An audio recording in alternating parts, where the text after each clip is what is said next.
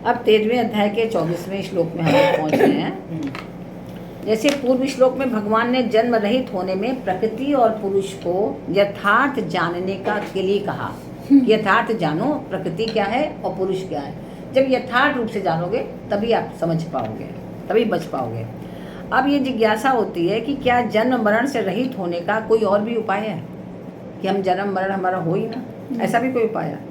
तो अब आगे भगवान 2 श्लोकों में और बात बता रहे हैं कि कैसे साधना करें कि जिससे कि ये भी हो सके।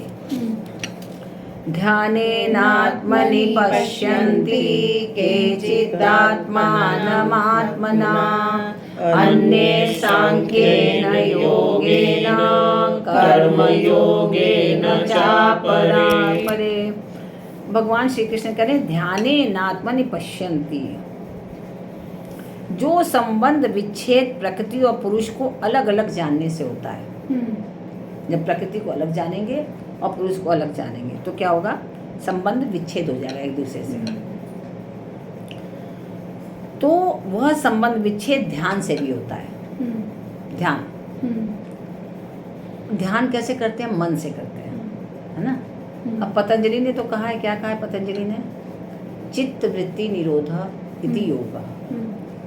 अब जो मन की 5 अवस्थाएं होती हैं, सबसे पहली अवस्था होती है मूढ़ स्थिति। जनरली लोग भाषा में बोलते हैं, सामान्य भाषा में, कि बड़ा मूढ़ प्रकृति का है। मूढ़ मतलब मूर्ख। तो जो मूढ़ जो लोग होते हैं वो कैसे होते हैं? मूढ़ व्यक्ति जो होते हैं वो थोड़े मूर्ख टाइप होते हैं। उनका कभी ध्यान व्यान में कहीं नहीं लगेगा, चंचल प्रकृति रहेगी, कभी इधर भागेंगे कभी उधर भागेंगे, स्थिरता बिल्कुल नहीं रहेगी, है ना, एकदम अभाव रहेगा। दूसरी प्रकृति होती क्षिप्त प्रकृति, मन की स्थिति दूसरी होती क्षिप्त। अब क्षिप्त क्या मतलब होता है?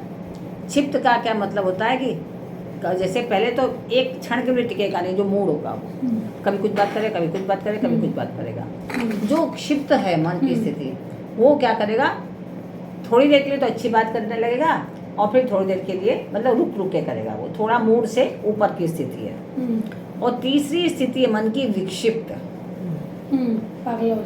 नहीं, गलत समझ रही है। तीसरी जो स्थिति है वो इन दोनों से बहुत अच्छी स्थिति है, विक्षिप्त स्थिति में क्या होता है कि जैसे मूड में आप ध्यान नहीं लगा सकते, क्षिप्त में भी आप ध्यान नहीं लगा सकते, क्योंकि इतनी ज़्यादा मन की स्थिति चंचल होती है, एक क्षण बैठती ही नहीं है। जैसे आजकल लोगों को देखते हैं मोबाइल लेके बैठे धर हटाते हैं, तो वो क्या स्थिति है? पहली स्थिति मूड की है और दूसरी तो थोड़ा पढ़ते हैं, थोड़ा छोड़ देते हैं, वो क्षिप्त की स्थिति है।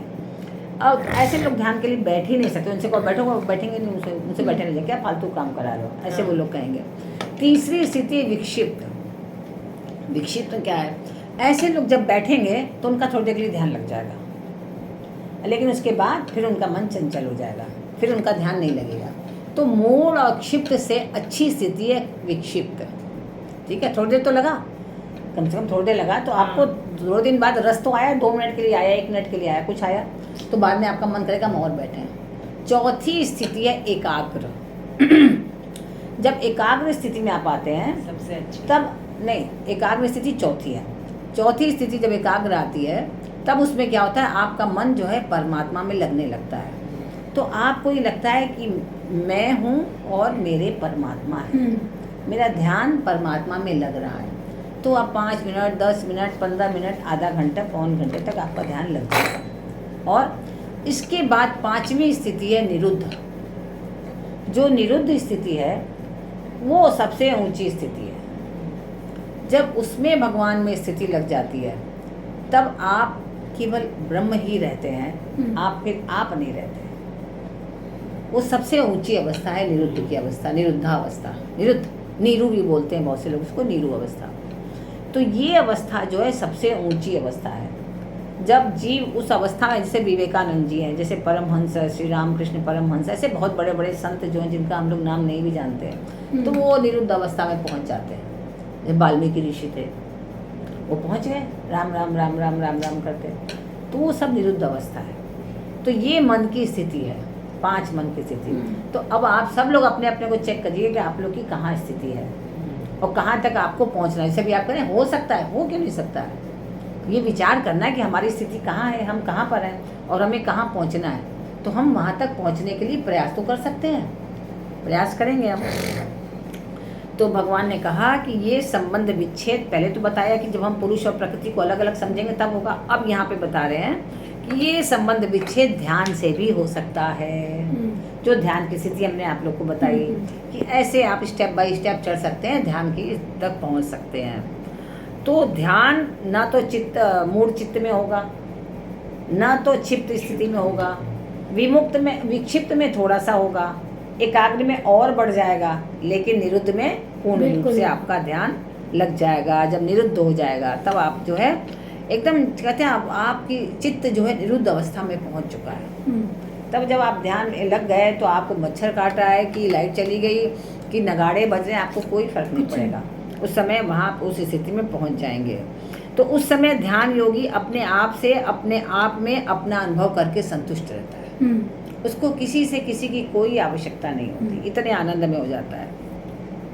और दूसरी बात क्या बताई, एक तो ध्यान योग से हो सकता है, फिर तीसरी क्या स्थिति बताई कि अन्य सांख्य योगी न, कि सांख्य योग के विषय में हम लोग ने पढ़ा, दूसरे अध्याय में पढ़ा था ना कि वासांसी जीर्णानि यथा विहाय नैनं छिन्दन्ति शस्त्राणि, सब बताया आत्मा और परमात्मा के विषय में। तो बहुत अध्याय में बताया हमें, दूसरे अध्याय में 11वें में 11 और सब में बताया, बहुत सारे इसमें बताया है। तो इसमें बताया कि सांख्य योग से कैसे हम प्राप्त कर सकते हैं योग को। सांख्य योग का क्या मतलब होता है? सांख्य योग का मतलब होता है विवेक। विवेक के माध्यम से ही तो हम समझ रहे हैं कि ये चर है, ये अचर है, ये देह है, ये देही है। ये हम अगर विवेक न हो तो क्या समझ पाएंगे? समझ ही नहीं पाएंगे। तो ये विवेक के माध्यम से ही सत असत, नित्य अनित्य और चर अचर ये सब हम समझ सकते हैं। तो ये विकारी है, परिवर्तनशील है, ये शरीर जो है, देह जो है, इसको हम सांख्य योग के माध्यम से ही समझ सकते हैं। तो ऐसे विवेक विचार से सांख्य योगी प्रकृति और उसके कार्य को बिल्कुल अलग अलग कर सकता है ना, सांख्य योग के माध्यम से, जो हम लोग पहले पढ़ चुके हैं। तो इससे भी हम लोग अलग अलग कर सकते हैं और अपने आप में और परमात्मा तत्व का अनुभव कर सकता है कि मैं ही परमात्मा हूँ, मेरे अंदर जो देही है वही सब कुछ है, देह नहीं। क्योंकि देह जो है ये नाशवान है और देही जो है वो अविनाशी है। सांख्य योग के माध्यम से भी हम समझ सकते हैं। उसके बाद क्या बताया, कर्म योगी न चापरे। तो दूसरे अध्याय के 47वें से 53वें और सारे श्लोकों में बताया गया है कि कर्म योग क्या चीज़ है। कर्म योग के माध्यम से भी हम उसको प्राप्त कर सकते हैं। हम इसको समझ सकते हैं कि क्या परमात्मा है, क्या पुरुष है और क्या प्रकृति है। इसके माध्यम से हम समझ सकते हैं। जो संबंध विच्छेद प्रकृति और पुरुष को अलग अलग जानने से होता है, वह संबंध विच्छेद कर्म योग से भी हो जाता है ना। कर्म योग से कर्मयोगी जो कुछ भी करे वो केवल संसार के हित के लिए करे, अपने स्वार्थ के लिए ना करे। अब क्या होता है, समाज सेवी तो बड़े बड़े बने हैं, लेकिन समाज सेवियों की शुरुआत ही होती है अपने फायदे से। वो शुरुआत भी इसी से करते हैं कि हमारा फायदा होगा, बिना फायदे के करते ही नहीं है। कुछ नहीं फायदा तो यही सोचेंगे कि दान हो जाएगा, दान करके हमें भी पुण्य मिलेगा। एनजीओ जैसे, हाँ कुछ भी हो, एनजीओ तो बिल्कुल पैसे का रिटर्न करके करते हैं उन लोग, इतना पैसा हमको मिलेगा उसमें, तो प्लानिंग करते हैं।